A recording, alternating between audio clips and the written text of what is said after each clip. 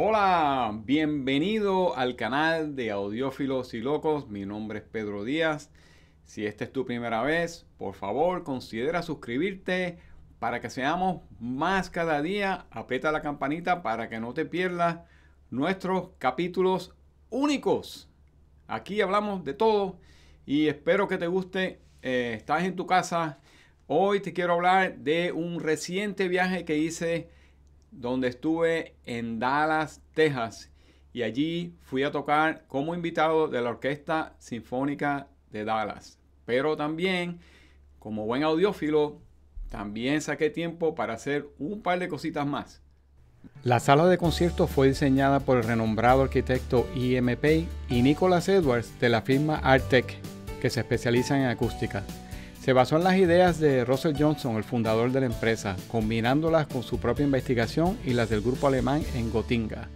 Se generaron bocetos que indicaban la mejor ubicación de las paredes con el fin de optimizar los reflejos laterales más importantes. A medida que cristalizaban sus ideas, comenzó a llamar a la forma de la sala en evolución el abanico inverso. Esta fue la forma final tanto de la sala de conciertos de Dallas como de su hermano menor, el Symphony Hall en Birmingham, Inglaterra. Ambos pasillos tienen una forma fuerte de caja de zapatos con el ventilador inverso en la parte posterior de la habitación. Se pueden abrir y cerrar 74 puertas gruesas de concreto alrededor de la parte superior de la sala que pesa 2.5 toneladas cada una para aumentar o reducir la reverberación. 56 cortinas acústicas ayudan a disminuir las vibraciones del sonido y un sistema de toldos que pesa más de 42 toneladas está suspendido sobre el escenario, ser elevado, bajado o inclinado para reflejar el sonido en toda la sala de audiencia. Imagínate, 42 toneladas encima de uno cuando está tocando. El diseño de la caja de zapatos estaba destinado a lograr un rendimiento acústico comparable al del Vienna Musikverein y el Amsterdam Concertgebouw. Esta información la saqué de Wikipedia y te la voy a dejar en la descripción para que leas qué fascinante es la historia de este teatro. Se hicieron 2 conciertos de la primera sinfonía de Mahler, combinados entre músicos del Metropolitan Opera y de la Dallas Symphony, con Fabio Luisi dirigiendo. Y además de eso, se hicieron otros conciertos de música de cámara en algunas iglesias. Tuve la oportunidad de tocar aquí con estos compañeros. Este fue el día del primer ensayo. Es importante buscar la manera de adaptarse a la acústica del teatro, combinando tus cañas, tu instrumento, para ver qué tipo de sonido debe generar para la acústica de la sala, ya que no es igual al lugar donde yo toco.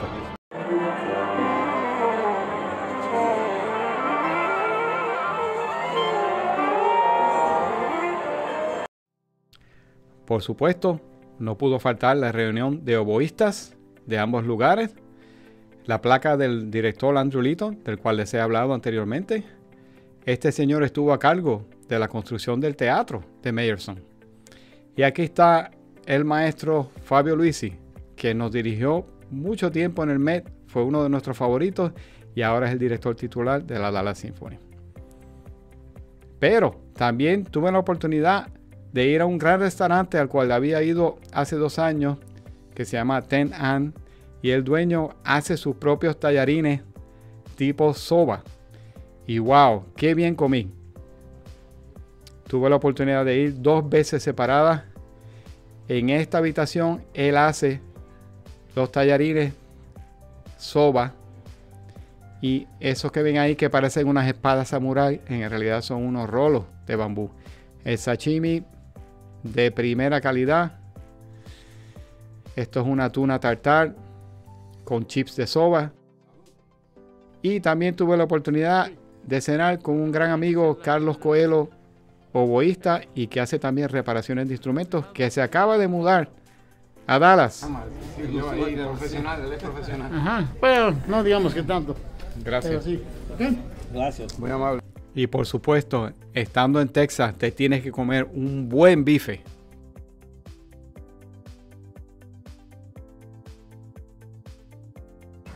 Aquí estoy en Renassaince Audio y Video. de la tienda de Tim Jerome. Vamos a ver qué pasa. ¿Qué es lo que hay ahí adentro? ¿Qué nos espera adentro de ese palacio del audio? Aquí tenemos a Tim.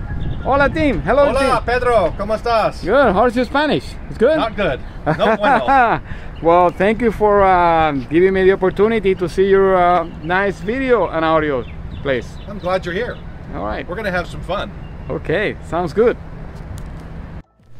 So I see you have are those Rebels? No. Yes. Rebels, and you have key. Oh, that's quite a speaker. There's Rido speakers. There's a few pairs of Ridos back there. Oh, Rido, yeah. I don't know them, but I heard the brand. And then you have here. Oh, look at that. L100s, huh? Interesting. I've got some big JBLs over there too. The big M2s. Uh-huh. How about the Everest? Did you get the Everest yet? No, I don't like Everest. I see some Thiels in the back. Are those the Thiels you were talking about? Those are TL 3.7s. That's exactly what I'm talking about. Yeah, you like those. What we're hoping, Timmy and I are hoping they'll be in there. No solamente un buen equipo, sino que hay vino también. Okay. Look at this, Tim. You've got some nice stuff. I've got the new Levinson monoblocks. They're big monoblocks there.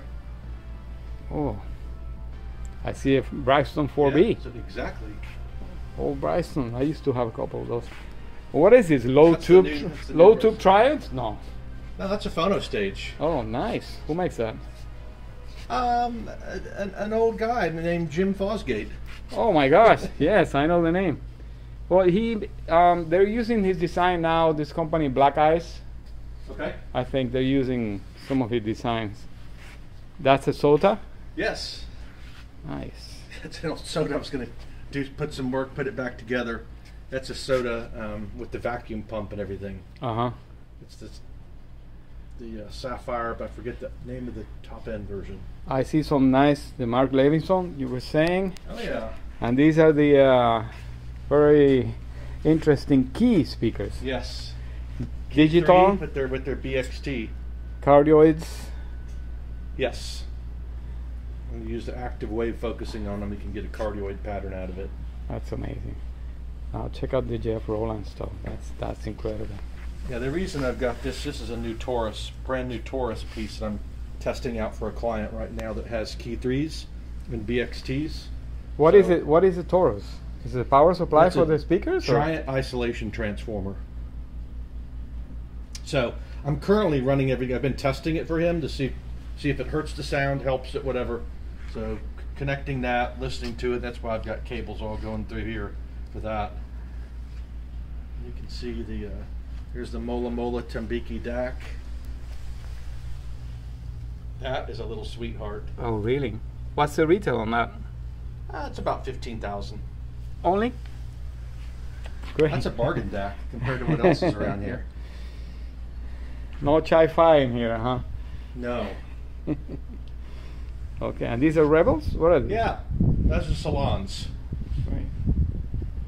Oh, very majestic. Yeah, and I've got some Audio Quest Niagara power conditioners, AQ7000s, several of those in here. And what are these? Are these Nordost?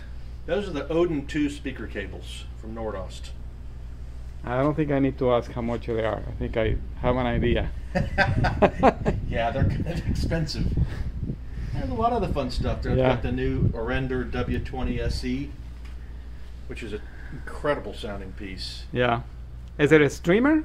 No. Yes. It's a streamer, okay. Right. And more Levinson and EMM Labs, Meitner. What's that little, that looks like a Rega? What is that little? That is. Well, you've never seen one of those. There's very few of them in the world. Oh. It's the Riga Naiad. Oh. Interesting. That's their little about $50,000 turntable. 50? Yep. So less is more? Ceramic plate? A type of ceramic. And carbon fiber, and the arm. it's a lot of exotic materials in that. And the cartridge looks also... That's an Aphelion Riga. Wow. And that's the power supply for it up here. For the Riga? Stuff. Yeah, that's the power supply for the turntable. Wow. Yeah, they can turn it on. That's all a big mess. As it should be. Well, this is my lab. This is for testing equipment. Yeah. This is not like my little That's right. Well, let's do some... every day. Let's do some testing then. We can do that. How about that? All right. Y comienza el agasajo musical. En esa silla se han sentado muchos ingenieros conocidos, incluyendo al profesor Johnson de la compañía Reference Recordings.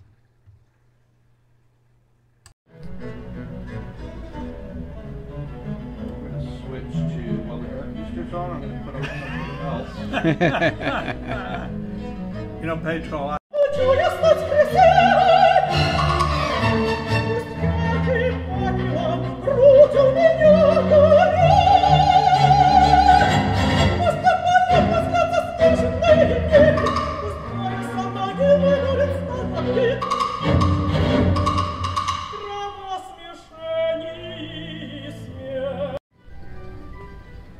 El lugar tiene un aspecto un poquitito desordenado porque recientemente hubo un clima súper frío en Texas y se congelaron las tuberías de muchas casas, explotaron y hubo inundaciones. Y esta fue una de las casas de Tim, así que tuvieron que mudar cosas para arriba y para abajo y por eso se ve un poquitito desorganizado el lugar. Ellos están viviendo, él y su esposa están viviendo ahí también.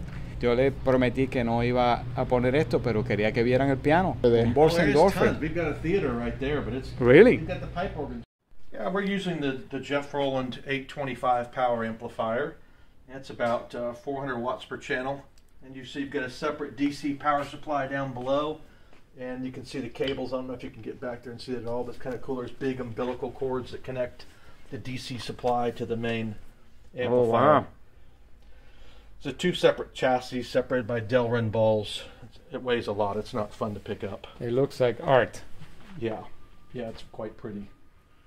So that's what we're going to play next.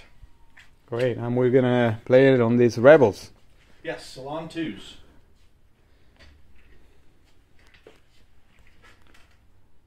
So this DAC I see right here, what is it? That's the Mola Mola Tembiki DAC, designed by Bruno Pazis, who also designed the key speakers. Oh, okay. So it's a pretty amazing DAC.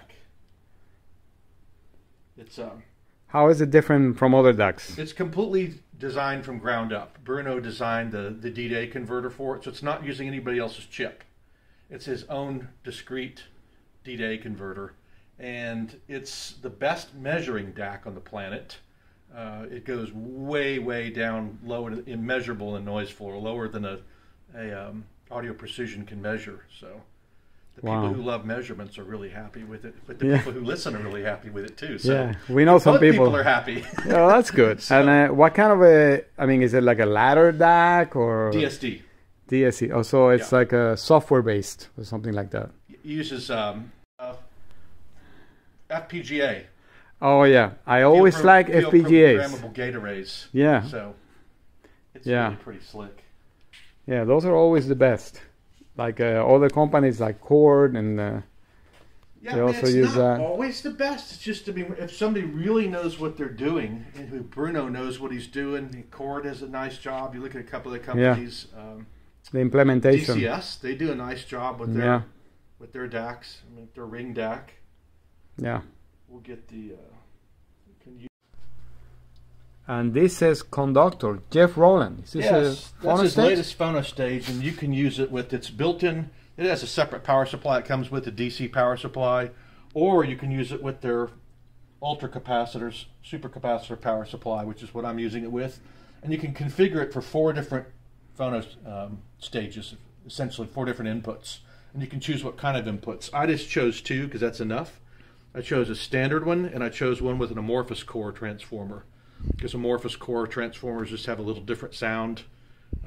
People in general tend to like them better, but they have a little higher distortion at the very bottom end, the very bottom end. But they do other things really nicely up in the mid on up. And what is the advantage of having supercapacitors on a phono stage?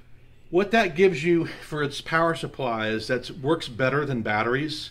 It's more reliable, and it actually has a lower DC resistance than batteries. So it's not constantly using current then? No, what it does is it has a smart charging circuit. It's completely disconnected for the system. So this sees nothing. It doesn't care what kind of power cord you're using, what power conditioners, anything. It doesn't care one bit. So it periodically charges. These are really high. That's the kind of connectors you want to use. That's what we're talking about. Oh, really? Low capacitance? This is a little board that Jeff Rowland made. So for breaking in the phono stage, I can take the output off of a D-to-A converter, and it runs it through an RIAA and brings the voltage down, so I can plug it in to use a CD player or any kind of D-to-A output and plug it in to break in the phono stage. Because these transformers, which are made by Lundahl of Sweden, they take hundreds and hundreds of hours to break in, and if you just use a cartridge on it, if you have a real low output cartridge, you'll never break them in. You've got to run a signal through it to break them in. So I'm breaking it in with the. Is this what they call the current drive or whatever? Those new kind of phono preamps or not? No, it's not. He's using he's using transformers in it, but there's a different way.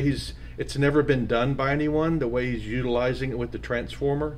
It's something, a design he's been working on for years, and had been working with Lundahl. I've been in many meetings with them with paper napkins trying to figure out how can we do this transformer. Like, this is what I want to do, and how's this going to work? So they were finally able to come up with it, and it's out. That's privileged information. Really a cool phono stage. Amazing. It looks fantastic. It's ugly right here the way it's sitting, but because I'm just playing with it. And I thought this was a VPI all of a sudden, and now I see that it's a VPI. It is. Now I see that it's still a VPI. Yes, VPI makes that for Levinson. That's very nice. Yeah, so I'm using the cadenza bronze cartridge on that is what comes with that. And I'm going to put I've got a Lyra Etna SL I'm going to put on there. And I've got an Atlas Lambda that's going to go on the Riga. Riga won't be happy, but I'm going to take the Audiofiliando cartridge off and put on a cartridge I prefer.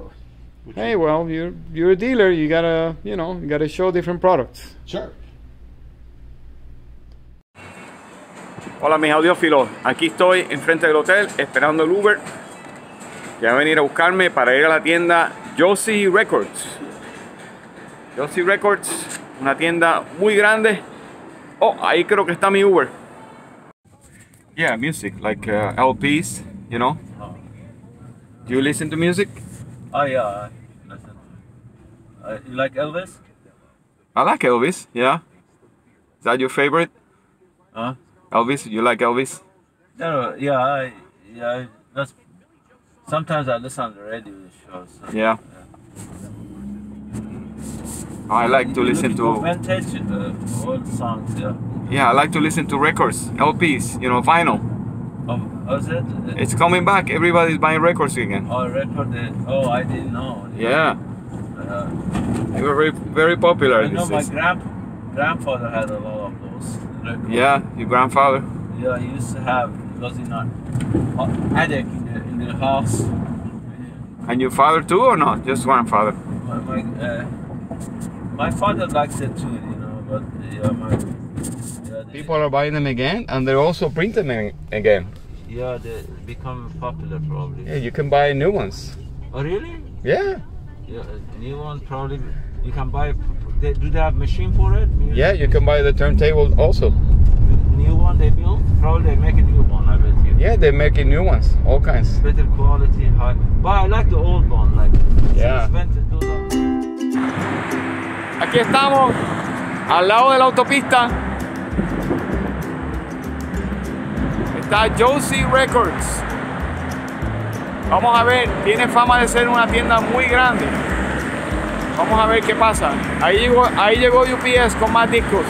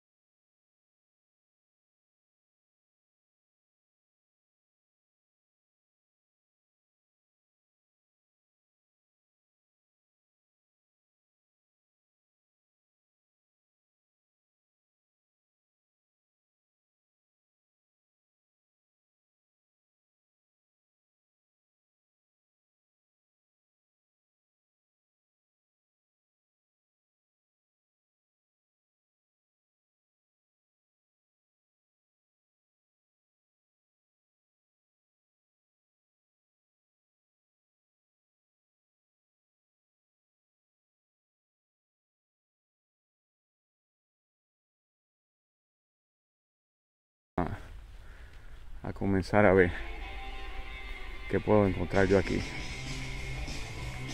Y por supuesto tienen camisetas, eso es una obligación.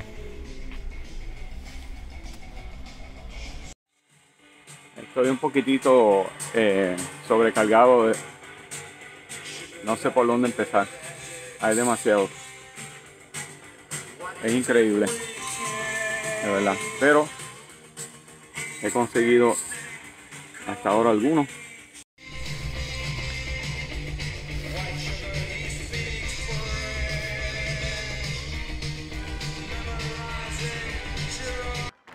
Mi concierto de música de cámara fue el 5 de mayo, así que hubo que celebrar porque en estos estados del sur se celebra el 5 de mayo a pesar de que en México no se celebre. Y al otro día, con todos mis paquetes, hago la fila para recoger el automóvil Ford Explorer del 2021 con solamente 4,000 millas de recorrido, para entonces encontrarme con Bethany Wilder, la criadora de nuestro nuevo miembro de la familia, Dolly, la samoyedo. Aquí está Bethany despidiéndose de Dolly y dándome las últimas instrucciones. Y ahí partimos a Nueva York. Después de 6 horas llegamos a Memphis y no muy lejos del Boulevard B.B. King está Central Barbecue. ¡Wow! ¡Qué sitio más increíble! Un lugar donde se me han dado lecciones de lo que es de verdad un buen barbecue. Esas costillas que las pedí medio secas. Habichuelas verdes, judías verdes. Un lugar de verdad tremendo. Un lugar familiar. Se come súper bien. Y pues a Dolly también le gustó mucho estar ahí y oler la comida a pesar de que no le tocó nada. Entonces al otro día pasamos por Nashville, donde me encontré con mi amigo Roger Wismeyer, un colega que toca corno inglés igual que yo, pero en la Orquesta Sinfónica de Nashville. Y pasamos un rato, almorzamos, pero como yo tenía que llegar a Louisville, Kentucky, pues ya tú te imaginas, son 6 horas más de viaje. Así que pasamos por su casa, que coincidentalmente el número es 1812. Eso es un sueño para un músico. Y antes de salir de Nashville, llegué a la tienda Groove Records. Nashville es un paraíso para los que buscan discos de vinilo. Pero yo andaba con Dolly y pues no podía estar tampoco buscando discos en Nashville, ya que tenía que llegar a Louisville a pasar la noche allí con familiares de Lucy. Pero qué buena tienda, muchos discos, y el muchacho que estaba allí me recomendó discos de blues locales, de artistas corrientes de hoy en día. Y pues en otro video les voy a enseñar los discos que compré. Después de 4 días y muchas millas más, llegamos a casa, a Nueva York. Llegué justo a tiempo para el Día de las Madres y allí todos conocieron a Dolly y me despedí de la Ford Explorer, pero les tengo una sorpresa porque comparé el equipo de audio de la Explorer contra el equipo de audio de mi carro. Así que hasta pronto y gracias por ver este video.